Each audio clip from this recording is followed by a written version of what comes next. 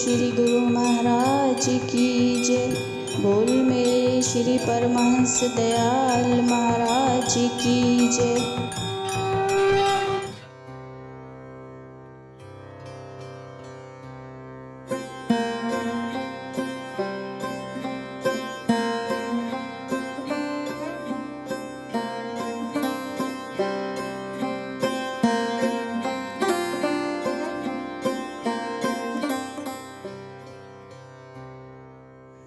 सहज समादयन हद ध्वनि जपयज पापत लावे।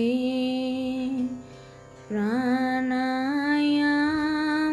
की लहरें दासों के मन भाए। हरि ओम जय श्री जगतारण।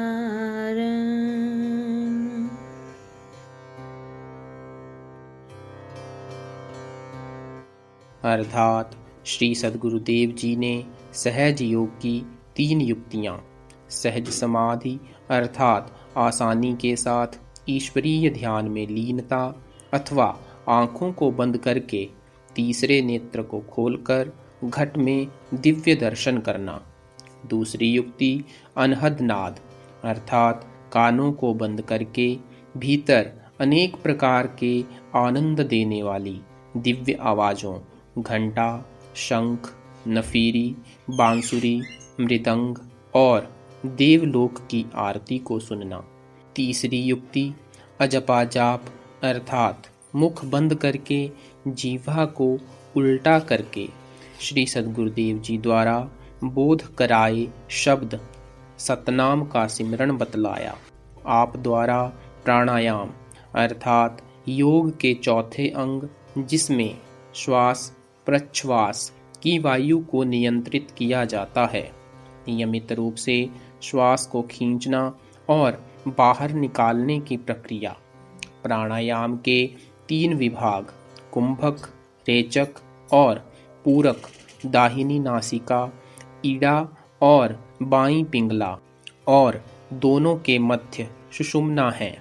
इसे त्रिवेणी संगम, गंगा, यमुना, सरस्वती का मिलान भी कहते हैं। की युक्ति द्वारा अनुभव किए गए आनंद की लहरें दासों सेवकों के मन को प्रिय लगती हैं, अर्थात वे इस दिव्य आनंद में मगन रहते हैं। भावार्थ यह है कि उपरोक्त प्रथम पंक्ति में भक्त साहिब चंद जी ने सहज योग की 3 युक्तियाँ सहज समाधि और अनहद नाद और अजपा जाप की ओर संकेत किया है।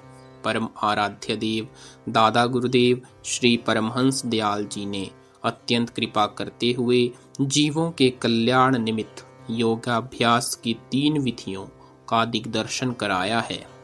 अध्यात्मवाद ब्रह्म का यह गूढ़ रहस्य किसी न किसी रूप में संसार में विद्यमान रहा, किंतु श्री परमहंस दयाल जी ने इन विधियों को वैज्ञानिक आधार प्रदान किया ताकि आज का जागरूक मानव इससे समुचित लाभ उठा सके।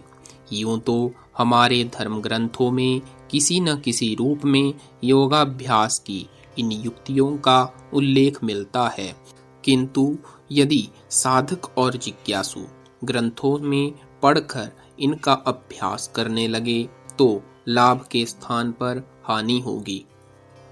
इसलिए इन युक्तियों का उपदेश पूर्ण श्रद्धा और निष्ठापूर्वक श्री सद्गुरुदेव जी से शास्त्र विधि अनुसार लिया जाता है, तब ही साधक इस अध्यात्म पथ पर अग्रसर होता है।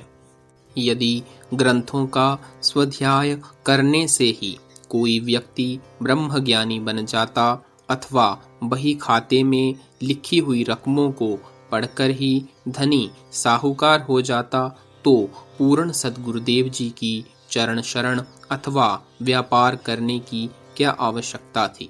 तब तो नीम हकीम खतरा ए जान वाली बात बन जाती।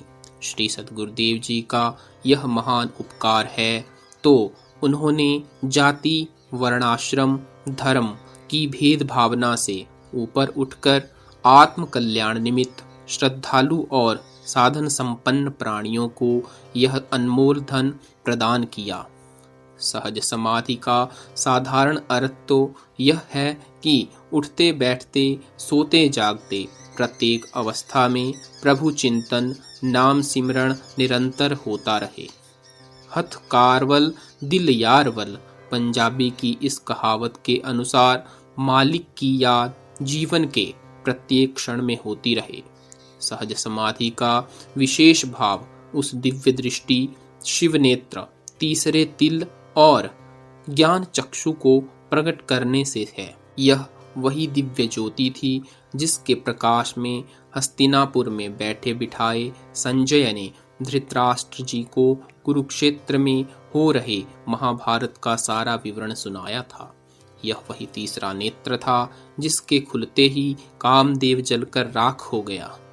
जैसे सूर्योदय होने पर अंधेरा पता नहीं कहाँ आलोप हो जाता है, इसी प्रकार घट में प्रकाश के उदय होने से काम, क्रोध इत्यादि मलिन विकारों का अज्ञान अंधकार अथवा अज्ञान नष्ट हो जाता है। सहज समाधि द्वारा घट में बिजली जैसी चमक, दीपक ज्योति और पंच तत्वों का रंग लाल, पीला, नीला, हरा और सफेद दिखाई देता है। इसके पश्चात आकाश और तारों जैसी चमक दीपमाला जैसी झिलमिल दिखाई देती है। इस प्रकार अभ्यास करने से अनेक ब्रह्मांडों तथा लोक लोकांतरों के दर्शन साधक जिज्ञासु को अपने घट में होने लगते हैं। इस पिंड में ही ब्रह्मांड की सैर होने लगती है। अनहद ध्वनि से भाव यह है कि गुरु कृपा से घट में शब्द प्रकट होता है। यह शब्द ही सर्व जगत का आधार है। कानों को बंद करने से यह अनहद नाद सुना जाता है। 10 प्रकार के शब्द अथवा बाजे हर समय घट में बजते रहते हैं। चित्तवृत्ति का निरोध होने से यह शब्द सुनाई देते हैं। श्री गुरु नानक देव जी द्वारा रचित प्राण संगली का वाक्य है, तीनों बंद लगाए के अनहद सुनो टंगोर, नानक सुन्न समाध में नहीं सांझ नहीं भोर। अजपा जाप, जिसे सूफियों की भाषा में सुल्तान उल ज़िकार भी कहा गया है, यह अजपा गायत्री श्वासों द्वारा ही संभव है। इसे सुरत शब्द योग भी कहते हैं। श्री सद्गुरुदेव जी की अपार दया मेहर से इस शब्द की प्राप्ति होती है।